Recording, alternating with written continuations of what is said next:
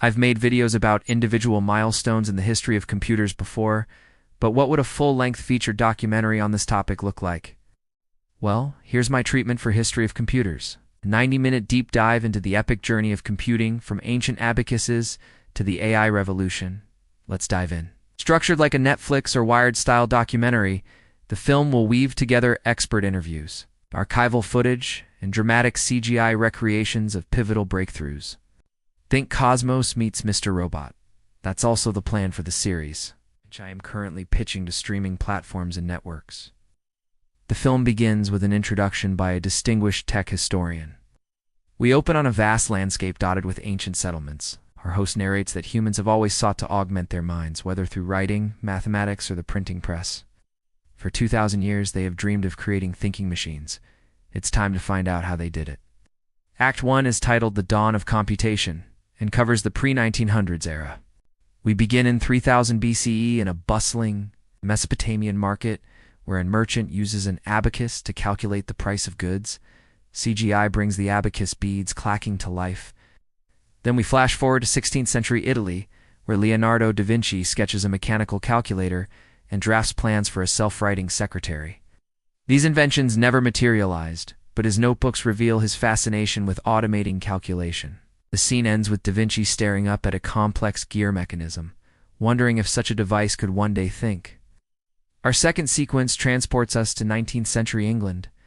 The year is 1833. Babbage and Countess Ada Lovelace stand before an audience at the Royal Society of London. In a dramatic reenactment, they debate the capabilities of their proposed analytical engine. Despite his brilliance, Babbage is a bombastic, self-absorbed showman. Lovelace, on the other hand, is calm, focused, and determined to demonstrate that the engine can do more than simply calculate numbers. She has written the first computer program in the form of punched cards for a set of instructions. Though skeptical, Babbage runs the program, and the analytical engine produces the correct output. An awestruck Lovelace realizes her machine has just performed a calculation without human intervention. Enter your equation and solve for X, how Ada Lovelace became the first coder. That's coming up next. Act 2 opens with a title card reading The Electronic Age, 1940s to 1970s. The war between the Allies and the Axis powers rages across Europe and North Africa. For years, the Germans have had the upper hand, thanks to their advanced encryption technology and the unbreakable Enigma machine. But now, at Bletchley Park in England, a team of codebreakers led by Alan Turing race against time to crack the Enigma code. They enlist the help of a Polish mathematician, who has already made some headway in breaking the code. The scene cuts to a close-up of the German Enigma machine as its wheels click and whir. Through trial and error, the Poles discovered that Enigma S rotors could be in the same position 2 days in a row. This gives our team at Bletchley Park a starting point. Aided by a massive room-sized device called a Bombe, they successfully decode several German messages, including one that reveals an imminent attack. The Bombe was the world's first programmable computer. The team celebrates their victory. Germans are defeated, and the war is over. A dramatic newsreel plays as Allied troops march into Germany. In 1946, at the University of Pennsylvania, a team of engineers unveils a new type of general-purpose computer, the Electronic Numerical Integrator and Computer, or ENIAC. Over 300 women serve as programmers, manually wiring the monster machine to complete tasks. This is how computers got their start. In the late 1940s, an American inventor named George DeForest Wilkes struggles to get funding for his idea of an amplifying circuit called a transistor. At rival company Bell Labs, a group of scientists are working on a similar invention. In a classic Hollywood trope, they stumble upon the transistor accidentally during a picnic. To celebrate, they eat their sandwiches on top of the first-ever transistor, which just so happens to work perfectly.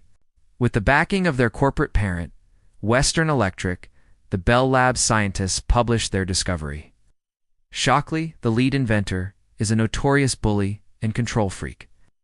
His treatment of his colleagues leads some of them, including William Shockley, to resign and join forces with Fairchild Semiconductor. Together, they turn Silicon Valley into Silicon Valley. The second half of the episode flashes forward to the 1970s, when personal computers were just beginning to hit the market. In a Sunnyvale garage, Steve Wozniak hand-solders the first Apple I computer. Meanwhile, Bill Gates writes the first version of Altair Basic in a Harvard dorm.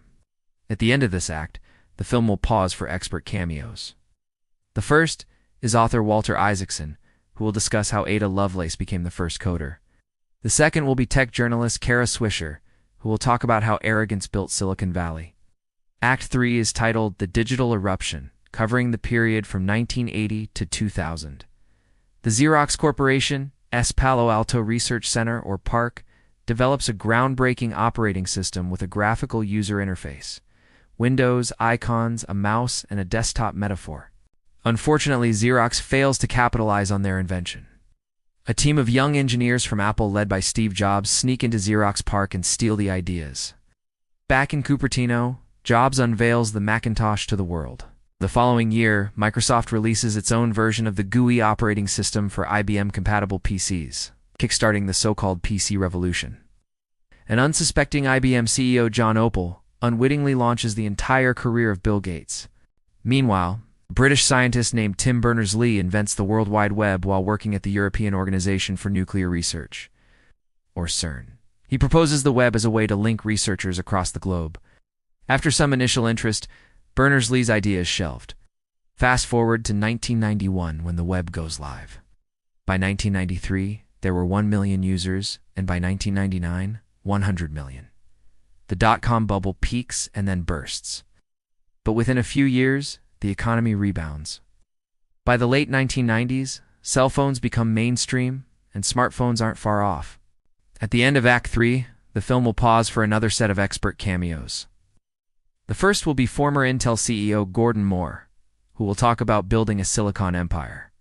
The second will be Margaret Hamilton, the reclusive genius behind the Apollo Code. Act 4 is titled The AI Frontier, 2010 to Present. In 2007, Steve Jobs introduces the iPhone to a stunned audience.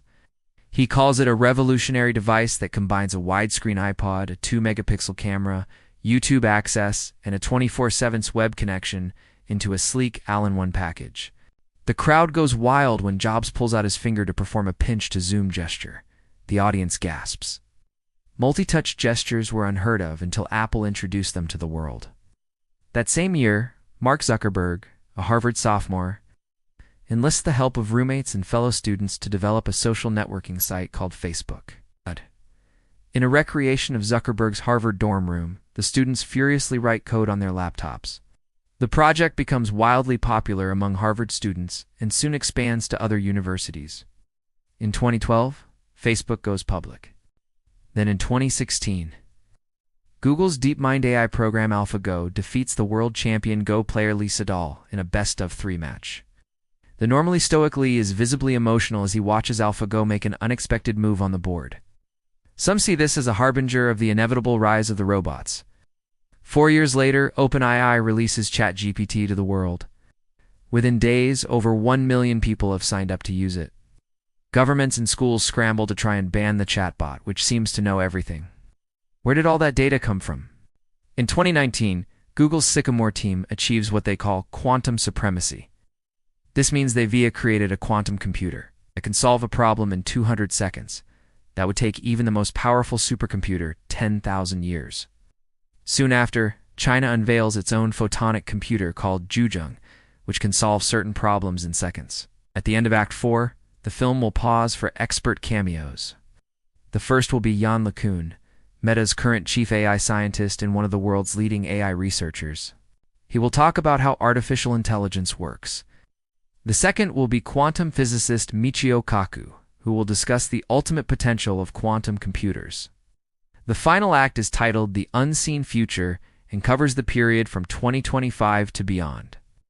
In a cutting-edge medical research facility, doctors and nurses gather around a monitor displaying brain activity from a paralyzed patient.